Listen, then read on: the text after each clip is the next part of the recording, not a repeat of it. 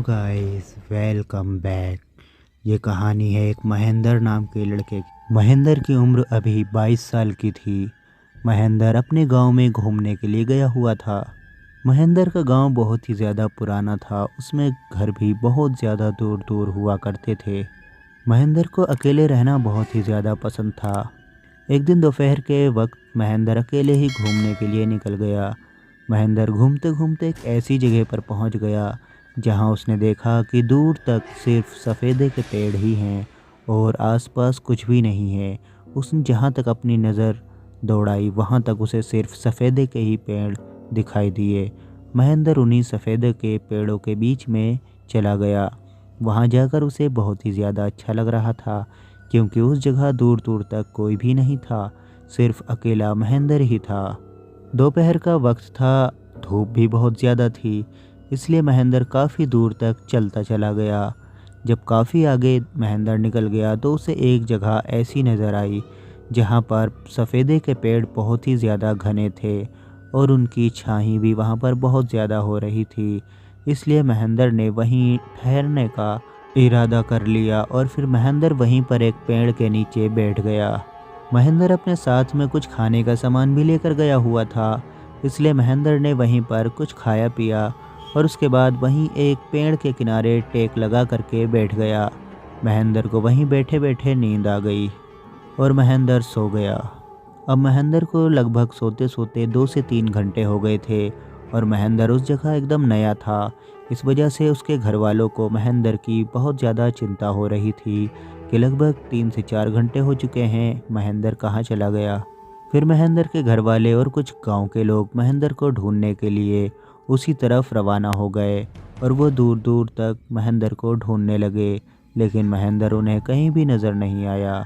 फिर एक आदमी कहने लगा, इस जगह सफ़ेदे के पेड़ बहुत ही ज़्यादा हैं, कहीं वो इन्हीं पेड़ों के बीच कहीं खो तो नहीं गया। तो एक बार इन पेड़ों के बीच में भी ढूंढ लेते हैं, क्या पता महेंद्र यहीं पर कहीं हो। वो लोग महेंद्र को ढूंढते ढूंढते उन्हीं पेड़ों के करीब आ गए थे और वो बहुत ज़ोर ज़ोर से चीख चीख कर महेंद्र का नाम पुकार रहे थे। फिर अचानक ही उनमें से एक बूढ़ा सा आदमी बोला कि बस बस, ज़्यादा अंदर मत जाओ, यहाँ के बारे में तुम सबको पता है ना, यहाँ जो भी आदमी जाता है वो ज़िंदा वापस नहीं आता। यहाँ बताते हैं किसी भूत का साया है। फिर कुछ ही देर में महेंद्र को उन लोगों की आवाज़ आने लगी और महेंद्र की आँख खुल गई।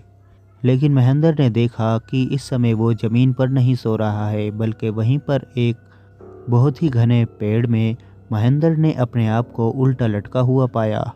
महेंद्र अपने आप को देखते ही फ़ौरन ही बहुत ज़ोर ज़ोर से चिल्लाने लगा और महेंद्र की आवाज़ उन सभी गांव वालों को आ गई। वो सभी गांव वाले महेंद्र की तरफ दौड़ पड़े। फिर अचानक ही महेंद्र पेड़ से नीचे आकर के गिरा और गांव वाले महेंद्र के पास पहुंच गए और उन्होंने महेंद्र से पूछा, अरे तुम यहाँ क्या कर रहे थे।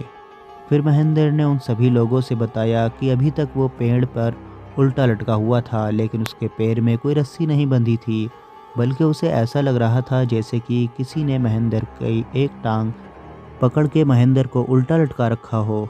फिर गांव के कुछ लोग कहने लगे, यहाँ से जितनी भी जल्दी हो सके निकल जाओ और अपने गांव की तरफ चलो। ये जगह सही नहीं है, यहाँ पर हमारा ज़्यादा देर तक रुकना ठीक नहीं होगा। उस आदमी की बात सुनकर वो सभी लोग वहाँ से चल दिए।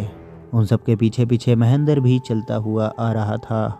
जैसे जैसे महेंद्र अपने घर की तरफ बढ़ रहा था, महेंद्र की दोनों आंखें एकदम सफ़ेद होती जा रही थी। जब महेंद्र अपने घर पहुँच गया तो उसके घर वालों ने देखा कि महेंद्र की दोनों आंखें बिल्कुल सफ़ेद हैं और अब महेंद्र के बोलने का तरीका भी चेंज हो गया था। महेंद्र एक बहुत ही ज़्यादा डरावनी आवाज़ में बात कर रहा था और सभी लोगों को बहुत ज़्यादा गुस्सा कर रहा था। देखते ही देखते महेंद्र वहाँ पर मौजूद सभी लोगों को मारने पीटने लगा। ये सब देखकर सभी गांव वाले समझ चुके थे, अब ये वो महेंद्र नहीं रहा। इस महेंद्र में किसी न किसी की आत्मा घुस चुकी है और ये शैतानी आत्मा अगर यहाँ से ना निकाली गई तो ये पूरे गांव को बर्बाद करके रख देगी। फिर देखते ही देखते महेंद्र ने गांव के काफ़ी सारे लोगों को पीट दिया था। फिर किसी तरह से महेंद्र शांत हुआ और एक जगह जाकर के बैठ गया और वो कहने लगा कि मुझे खाना चाहिए। महेंद्र के घर वालों ने महेंद्र को रोटी सब्जी दी, लेकिन उसने वो उठाकर फेंक दी और कहने लगा, मुझे बकरा चाहिए। फिर महेंद्र के घर वालों ने उसकी जिद पर गांव के करीब ही एक बाजार से बकरी का गोश्त लेकर के आए और महेंद्र को वही बना कर दिया। महेंद्र ने बकरे का गोश्त खाया। उसके बाद वो सो गया।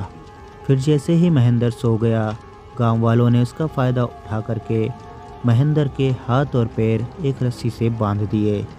और जब महेंद्र जगा तो उसने अपने आप को बंधा हुआ पाया और वो बहुत ज़ोर ज़ोर से चिल्लाने लगा, लेकिन गांव वालों ने उसके हाथ पैर नहीं खोले। फिर गांव के लोग महेंद्र को एक बहुत ही पुराने तांत्रिक के पास लेकर गए और उससे बताया कि ये इस तरीके की हरकत कर रहा है। उस तांत्रिक ने कहा, इसे यहाँ से अभी लेकर के जाओ। इसके ऊपर एक शैतानी आत्मा का वास हो चुका है और अब वो आत्मा इससे दूर नहीं हो सकती।